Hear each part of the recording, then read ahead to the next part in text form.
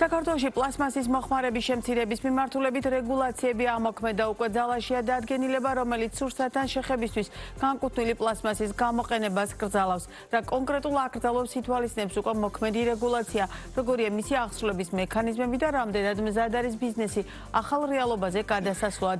აგრორუბრიკის ფარგლებში თემაზე ვრცლად გარემოს დაცვისა და სოფლის მეურნეობის მინისტრის მოადგილესთან სოლომონ პავლიაშვილთან ერთად ვისაუბრებთ. მოგესალმებით, ძალიან დიდი მადლობა გაცემაში სტუმრობისთვის. ახალი წელიც და ახალი სეზონიც დავიწყეთ ამ თემაზე საუბრით. რეგულაციები უკვე ძალაშია. თავდაპირველად მაყურებლისთვის კიდევ ერთხელ რომ განვარტოთ, რა ტიპის რეგულაციებზეა ამჯერად საუბარი და მივყვეთ მერე თანმიმდევრულად, როგორი იქნება აღსრულების მექანიზმი, რამდენად მზად არის ბიზნესი ამ ცვლილებებისთვის და ასე შემდგომ. საკითხი ძალიან მასშტაბური არის, ძალიან გლობალურია, ამიტომ ჩვენ თანმიმდევრულები ვართ ამ მიმართულებით. სანამ მივიღებთ ამ გადაწყვეტილებას, ჩვენ გვქონდა უამრავი შეხვედრა ბიზნესთან, ასევე იმ ინსტიტუციების წარმომადგენლებთან, რომლებიც შეხება აქვთ ამ აღსრულების ნაწილში მისი განხორციელებისათვის. მოგესალმებათ, რომ იგრძალება ეს არის ეჯერადი გამოყენების პლასტმასი, რომელზეც არაერთხელ გქონია თქვენს ეთერში საუბარი. ეს მისი ბაზარზე უკვე განთავსება, მისი გაყიდვა, ასე ვთქვათ, ქსელებში 1 აპრილიდან აგრძელება, როგორც არის ეჯერადი ჩანგალი, კოზი, საწრუპები და ესეთი ნივთები, რომელიც არის სურსათთან შემხებლობაში. ეს აიგრძალება 1 აპრილიდან. ჩვენ მათ ვადა მივეცით ბიზნესი, იმიტომ რომ უნდა ითქვას, რომ ეს არის იმპორტირებული და 95% არის იმპორტი ამ ეჯერადი პლასტმასის გამოყენების და რომ ამოყიდონ ის რომელიც აქ მარაგები გააჩნიათ, რომ ბიზნესი არ მოხდეს დარტყმა და ზეწოლა და ასევე მოიძიონ ეს ალტერნატივები. ჩვენ კარგა ხანია მუშაობთ ამ თემაზე, დაახლოებით უკვე 8 თვეა ისინი ინფორმირებული იყვნენ, მაგრამ კანონმდებლობით რეალურად რეგულაციებით ევალებათ, რომ უკვე 1 აპრილიდან ისინი ბაზარზე ვეღარ განთავსებენ და ბაზარზე. თვითონ არაერთ შეხვედრა ჰქონდათ ბიზნესთან და ბიზნეს გარკვეულწილად ჰქონდა განცდა მათ ნაწილს ყოველ შემთხვევაში ამ ეთერში საუბრისას, რომ შესაძლოა გარკვეულწილად რაღაც გარკვეული პერიოდი მისცემოდათ. რეალურად რამდენად აქტიური იყო თანამშრომლობა ბიზნესთან და გამართლდა თუ არა მათი მოლოდინები ამ შემთხვევაში სახელმწიფოსა და სამინისტროს მხრიდან? რა თქმა უნდა, ჩვენ გავითვალისწინეთ მათი პოზიციები, მათი შეხედულებები.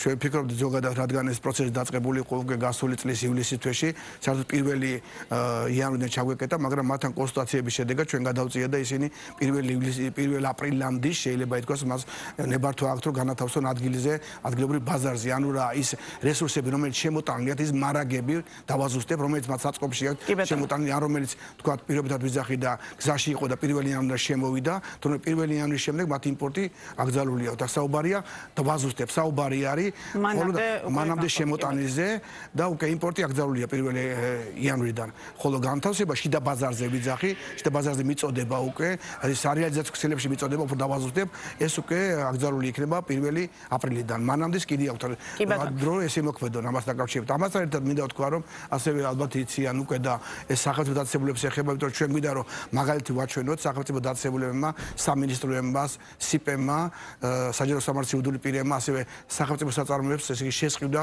შეეზღუდებათ ასე პლასტიკის ბოთლების, სასმელი წყლების და გამაგრებელი სასმელების.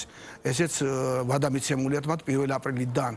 მანამდე შეიძლება ეს გამოცხადებული ქონდათ ან შესყიდა და ამიტომ აქაც თხილები ვარ და შემდგომში გვინდა ეტაპები ეს გავრცელდეს და სხვა სექტორებიც მოიცოს. კი ბატონო, აღსრულების მექანიზმები ალბათ ერთ-ერთი ყველაზე მნიშვნელოვანი ნაწილი.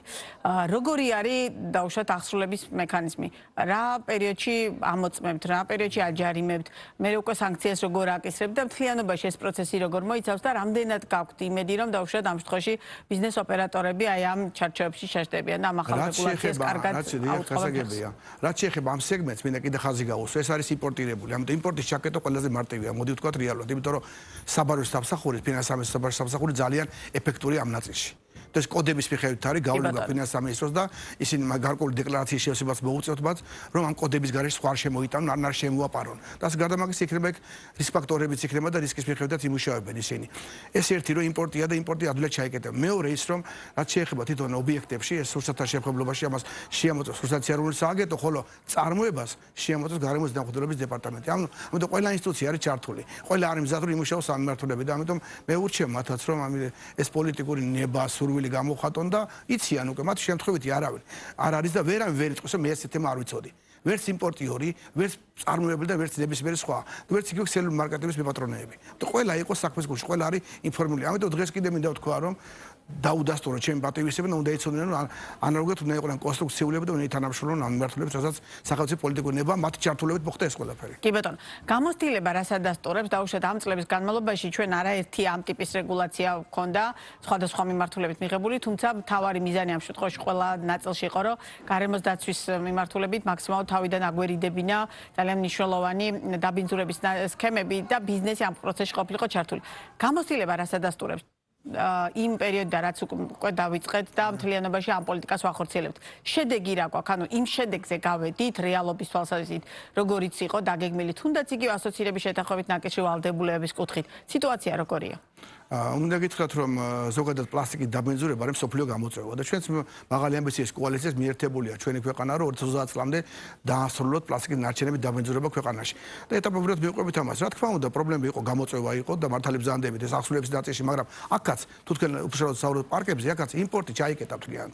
იმპორტი ჩაიკეტა, თუმცა ბოლომდე აღმოფხვრილი არ არის ეს პრობლემა. მიხვდებით, რომ ჩვენ გავაკეთეთ ინსტიტუცია შევქმნით, როგორც არის ლაბორატორიული კვლევა, გავაძლიერეთ ეს შესაძლებლობები, დავიწყეთ ამ მიმართულებით მუშაობა, მაინც არის რაღაცა იმიტომ რომ იქ რაღაცა ასე ვთქვათ გზების შემოვლითი გზებით არის კიდევ თუმცა ჩვენ უფრო მკაცრები ვიქნებთ ამ მიმართულებით უკვე ეს გათვალისწინება ეს უკვე მაგალითია და არაფერი სიახლე არ არის ამიტომ ჩვენც თანმიმდევრულად მივყვებით ამ პროცესს და გვინდა რომ ახალ გამოწვევას პასუხად ახლებურად იქ პარკებთან მიმართულებით უფრო მკაცრები ვიქნები და უკვე სხვა რეგულაციებს და სხვა შეზღუდვებს შემოვიღებთ შემდგომ ეტაპზე მაგრამ დღეს მე მინდა განმაცხადო რომ ეს მათთან ბიზნესთან გარკვეულად მუშაობთ ამ მიმართულებით კიდე გაგრძელდება ეს მუშაობა მაგრამ სახელმწიფოს ის რაც აქვს ჩაფიქრებული, რაც მისი მიზანი, რაც მისი სტრატეგიის ნაწილია, იმას აუცილებლად გააკეთებს. რა თქმა უნდა, ბიზნესის ჩართულობით ისე ჩვენ არ გვინდა სპონტანურად გამოვიდეს და ამიტომაც არის დღევანდელი შეხვედრას მნიშვნელოვანი, აი ეს ჩვენი გამოსვლებით ასკროვართ, რომ მათ იცოდნენ ბიზნესს რას ვაპირებთ და როგორ ვაპირებთ. კი ბატონო, და ჩვენი საუბრის ბოლოს რა ცვლილებებს ან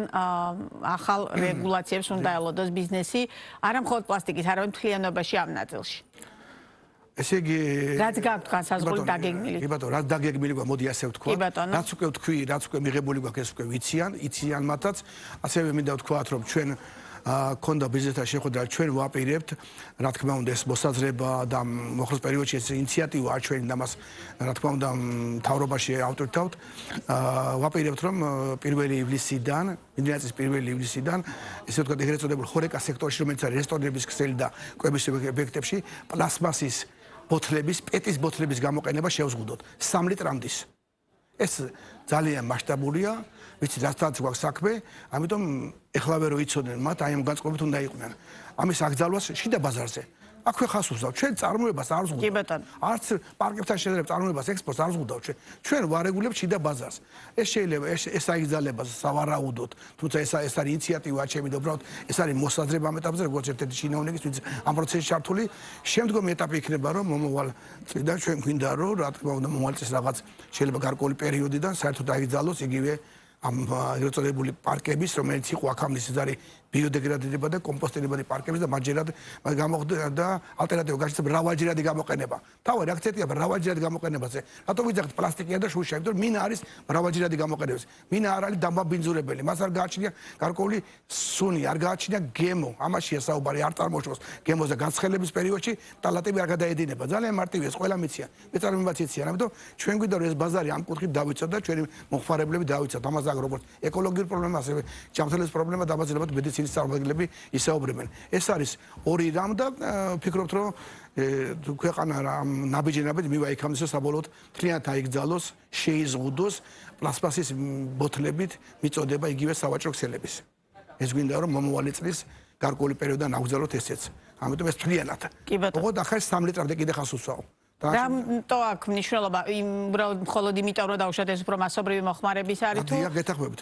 ეს არის მასობრივი მოხმარების და ჩვენ თუ ნახავთ დაბინძურებას, რომელიც სოფლებმა შეისწავლა, დაახლოებით 41% არის ამ პლასტიკის მას ნარჩენები დაბინძურებს, 40% არის სწორედ პლასტმასის ბოთლების დაბინძურება. ეს გვინდა ეს უფრო გამოყენებადია, უფრო მასიურია, მარტო პარკების წარმოებაზე რო თქვა წელიწადში მოიხმარენ 500-600 პარკს ერთი ადამიანი. რაზეა საუბარი, რატო იცით? დავანდებოთ ამას ბიოდეგრადირებადი ვიღაც იტყვის, კომპოსტირებადი ხო გინდოდათ? გვინდოდათ იმ გარკვეულ ეტაპზე იმუშავა ამან. ეხლა არის ეს ასე ვთქვათ, მათთან ერთად ეს სურვილია, ეს აუცილებლობაა უკვე, აღარ არის ალტერნატივები და მათთან ერთად უნდა შევლოთ, ერთად გავაკეთოთ ყველა. კი ბატონო, ძალიან დიდი მადლობა საინტერესო საუბრისთვის. წარმატებებს გისურვებთ და რა თქმა უნდა, კლავაც სიამოვნებით კი მას მითხრობთ ბიზნეს პარტნიორის ეთერში. სოლომონ პავლიაშვილი საუბრობდა.